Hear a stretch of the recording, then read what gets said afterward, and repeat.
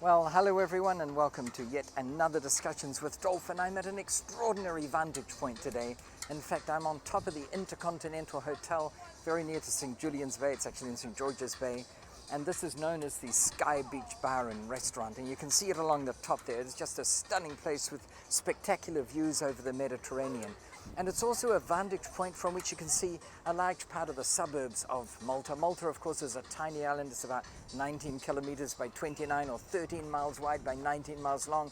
If you want to be entirely accurate, it's actually made up of 3 islands. Malta is the biggest one, Gozo is the next one, and then sandwiched in between them is the tiny island of Camino, where the famous Blue Lagoon is. But anyway, I have always predicted that when Malta was going to join the EU, it would be extraordinarily beneficial, to put it mildly, for real estate prices. Real estate prices are essentially made up of supply and demand, and when you can have a predictable indicator that demand is going to change and the supply is limited because it's such a tiny island, then you know what's going to happen to prices. And I know that the greatest test of willpower is to refrain from saying I told you so, and so I won't be doing that. I'll try not even to hint at it, but sometimes these things are predictable, and the results have just come through. I read about them last week on my way here, that of all the nations in the Western world, Malta has come up as number 1 for year-on-year capital growth for the last 10 years. In fact, Malta was hardly affected at all by the GFC, the global financial crisis that started around 2008. Other countries were devastated by it. And I can see now actually that the sun is behind me, so I'm a little bit silhouetted. You won't see me that well, but that'll probably make me look better. But one thing you can see if you are particular about picking them out is the number of cranes on the horizon, because another indicator I use to find out whether a place is popular, whether it's going somewhere, whether there's good growth, is how many cranes are there. And I've talked about this when I first went to the United Arab Emirates in the 1980s. The number of cranes there was astronomical. In fact, at one stage between Abu Dhabi and Dubai, they had about 50% of all the cranes supposedly deployed in the world. And that is one of these fascinating indicators. And it's still growing strong here, mainly because the supply is so extraordinarily limited.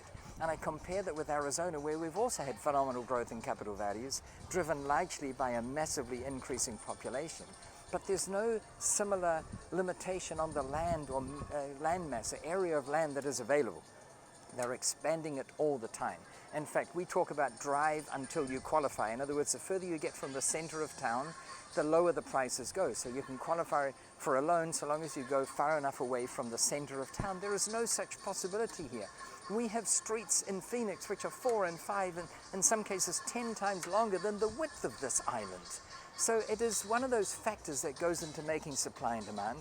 The other thing is geographic positioning. Malta is within a couple of hours flying from many of the major European capitals. That makes it very interesting. It's got extraordinarily high fiber optic internet facilities.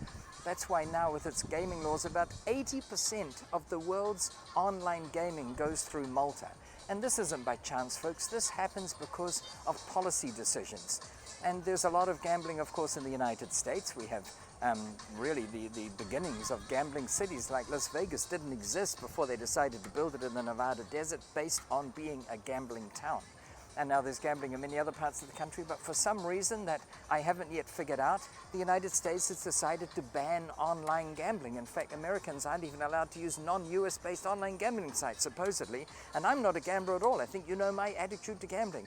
The real jackpots are not in the casinos, but in the suburbs where the casino workers live and where the restaurant workers live and where everyone else lives. Because ultimately, in the long run, you're going to make more revenue from investing in real estate than from hitting the jackpot in a casino.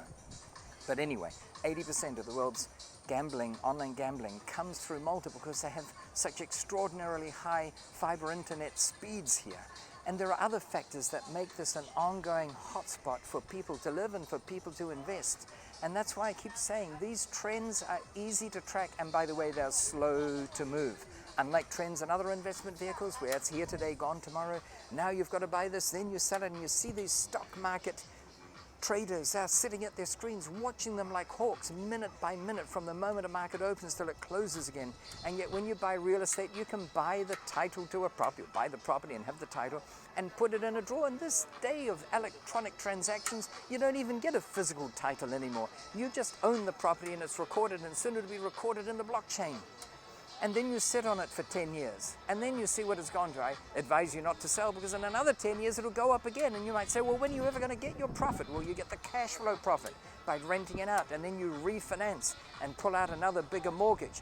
Use the cash to pay off the old mortgage, and you might say, well, how am I going to pay the interest on this? My mortgages will get bigger and bigger. Yes, because the value of the properties keeps going up and the value of the rental keeps going up.